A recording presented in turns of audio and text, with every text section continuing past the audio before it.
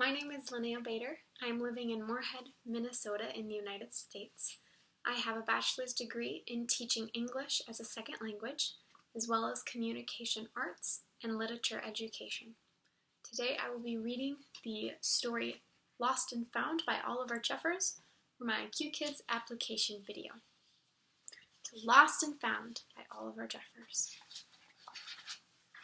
Once there was a boy who found a penguin at his door.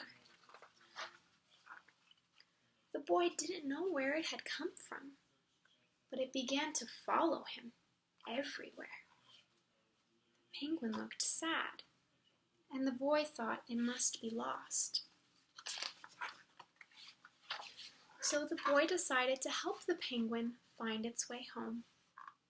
He checked in the Lost and Found office, but no one was missing a penguin.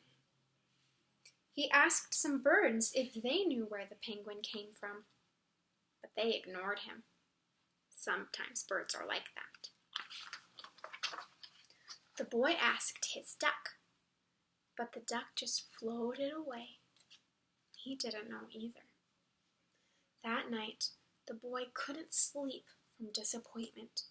He wanted to help the penguin, but he wasn't sure how. The next morning, he discovered that penguins come from the South Pole. But how could he get there? He ran down to the harbor and asked a big ship to take them to the South Pole. But his voice was much too small to be heard over the big ship's horn. Together, the boy decided, he and the penguin would row to the South Pole. So the boy took his rowboat out and tested it for size and strength. He told stories to the penguin to help pass the time.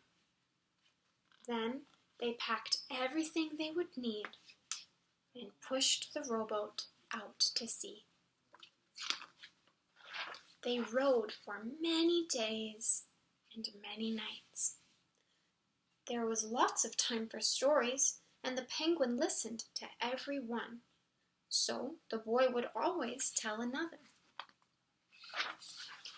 They rowed through good weather and bad, when the waves were as big as mountains. Until finally, they came to the South Pole. The boy was delighted, but the penguin said nothing. Suddenly, it looked sad again as the boy helped it out of the boat. The boy said goodbye and floated away. When he looked back, the penguin was still there, but it looked sadder than ever. It felt strange for the boy to be on his own. There was no point in telling stories now, because there was no one to listen, except the wind and the waves. Instead, he just thought.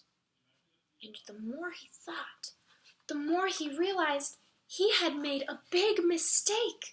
The penguin hadn't been lost. It was just lonely. Quickly, he turned the boat around and rowed back to the South Pole as fast as he could.